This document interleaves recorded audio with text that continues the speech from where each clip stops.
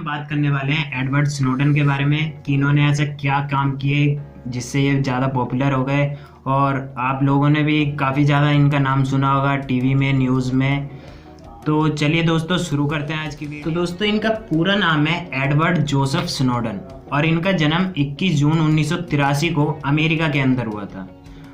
और अमेरिका के अंदर 2006 में एक जॉब फेयर, तो दोस्तों उस जॉब फेयर के अंदर जो इंटेलिजेंस एजेंसीज की जो कंपनीज थी वो ज़्यादा टॉप पे थी। उसमें जो एक कंपनी थी CIA, उसके अंदर इन्हें एक अपॉइंटमेंट लेटर मिला जिसके अंदर इनको कम्युनिकेशन डिवीज़न की एक पोस्ट के लिए हायर किया गया। और जो दोस्तों CIA है वो है सेंट्रल इन्वेस्टिगेशन एजेंसी। तो दोस्तों इन्होंने काफ़ी समय तक CIA के अंदर काम करा। उसके बाद 2009 में इन्होंने CIA से रिज़ाइन कर दिया और 2009 के अंदर ही इन्होंने एक दूसरी कंपनी ज्वाइन करी जिसका नाम था डेल कंपनी। आप जानते हैं जिसके लैपटॉप आते हैं। और वहाँ पे डेल कंपनी में इनके दो मेन काम थे। जो सबसे पहला काम था इनका वो था जो गवर्नमेंट एजेंसीज और गवर्नमेंट कंपनीज होती हैं उनके डेटा को और उनके कंप्यूटर सिस्टम को सिक्योर करना।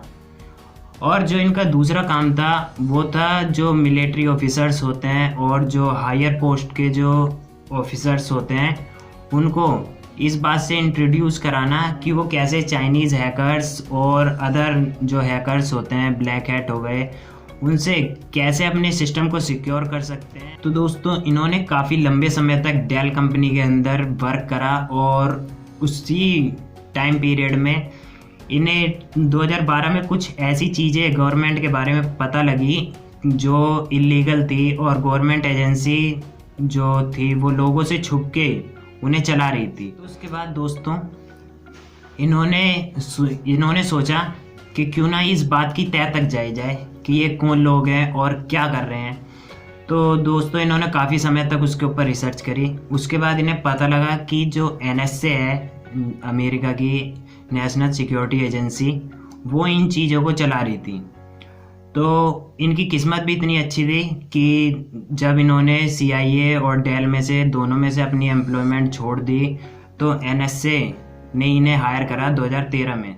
तो दोस्तों जब इन्हें NSA से जॉब ऑफ़र आई तो उस टाइम ये इतने ज़्यादा खुश हुए कि उनकी खुशी का ठिकाना नहीं रहा। ये पहले से भी जासूसी तो कर ही रहे थे कि ये क्या कर रहे हैं, मतलब उनके ऑपरेशन के बारे में पता कर रहे थे कि ये दोस्तों ये NSA गए, इन्होंने वहाँ पे ज्वाइन करा। ज्वाइन करने के बाद दोस्तों इन्होंने काम नहीं करा। इन्होंने क्या करा, इन्होंने सबसे पहले जो ये जासूसी कर रहे थे वो अपनी जासूसी जारी रखी। और इनको जब इन्होंने ज़्यादा उसके बारे में जांच पड़ताल करी तो इन्हें दो बहुत बड़े प्रोजेक्ट के बारे में पता चला। तो उनमें से जो पहला था वो था प्रोजेक्ट प्रिज्म और जो दूसरा था वो था प्रोजेक्ट टेम्पोरा। तो दोस्तों जो प्रोजेक्ट प्रिज्म था, प्रिज्म के अंदर क्या था दोस्तों, जो गवर्नमेंट थी और NSA थी उनके पास डायरेक्ट सीक्रेट एक्सेस था। जो बड़ी कंपनियां हैं जैसे माइक्रोसॉफ्ट हो गई, गूगल, फेसबुक और एप्पल हो गई, इन सब के डेटाबेस को सीधे एक्सेस करने का जो परमिट था वो उसके पास था और वो किसी का भी डेटा वहाँ से जाके फैच कर सकती थी और उसके डेटा को यूज़ कर सकती थी। और जो दोस्तों जो दूसरा था टेम्पोरा के अंदर क्या था दोस्तों, जो हम आजकल के समय में जो इंटरनेट यूज़ कर रहे हैं वो एक बहुत बड़े पाइपों के थ्रू, ऑप्टिकल फाइबर केबल्स के थ्रू हमारे पास आती थी।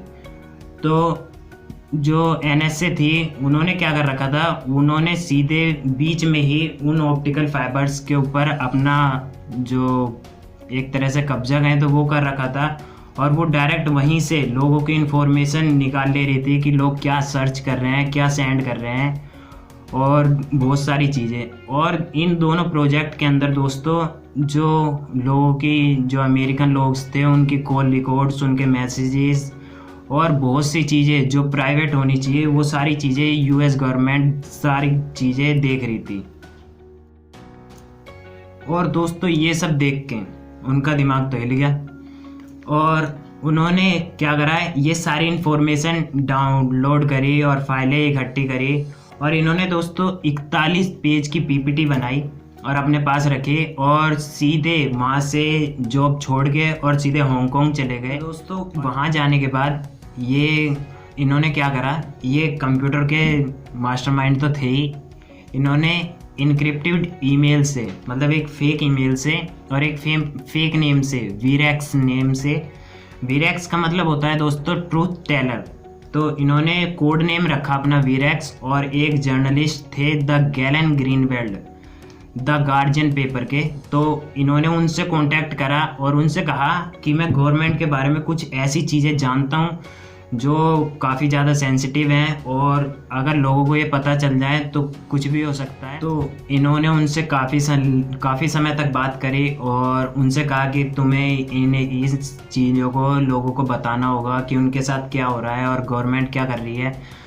तो उन जो रिपोर्टर और जर्नलिस्ट थे उन्होंने भी इनका काफ़ी साथ दिया। दोस्तों ये न्यूज़ बाहर आई कि गवर्नमेंट ये कर रही है, NSA ने ये करा है, जब इन्होंने सारी चीज़ें बाहर न्यूज़ में रिलीज़ कर दी तो NSA ने क्या करा, इनको गवर्नमेंट जो प्रॉपर्टी है उसको चुराने के जुर्म के अंदर इन्हें गिरफ्तार करने के लिए इन्हें ढूंढने लगे। इनके खिलाफ काफ़ी सारी धाराएं, काफ़ी सारी कानूनी धाराएं, एक्ट वगैरह लगाए गए और इनकी खोज शुरू कर दी गई। दोस्तों इन्होंने जो ये रिलीज़ करा था वो जून में करा था और अगस्त में ही जो US के प्रेसिडेंट हैं बराक ओबामा, उनका एक मैसेज आया नेशनल टीवी पे और उन्होंने बताया कि कोई जो गवर्नमेंट है वो ऐसा कुछ भी जो प्रोजेक्ट है वो नहीं चला रही है और लोगों को समझाया कि ऐसा कुछ नहीं है। दोस्तों NSA में स्नोडन के साथ काम करने वाले जो एक वर्कर थे उनका भी एक बयान आया।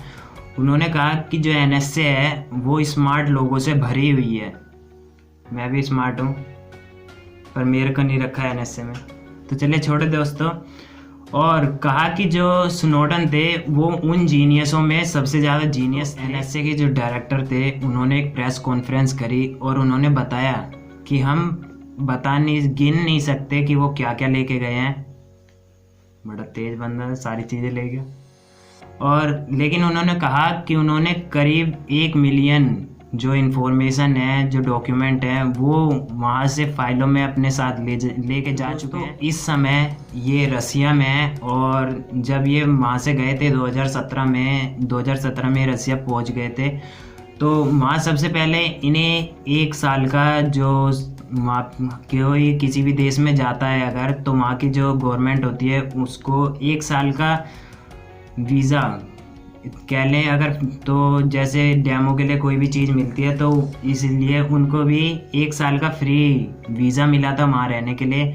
उसके बाद जो रसिया के ही उन्होंने एक लॉयर करा और उन लॉयर ने उन्हें वहाँ पे रसिया में रहने के लिए 3 साल का परमिट दिलवाया। और दोस्तों जो उनका अगस्त के अंदर, अभी 2020 में अगस्त में उनका वो परमिट ख़त्म था, लेकिन अब वहाँ के जो लॉयर थे उन्होंने उसको एक्सटेंड करवाया है कुछ और आगे के कुछ और सालों के लिए। तो दोस्तों कमेंट करके बताएं कैसी लगी आपको मेरी वीडियो, और मिलता हूँ आपसे मैं ऐसी ही एक मज़ेदार वीडियो में। तब तक के लिए tata bye bye and take care.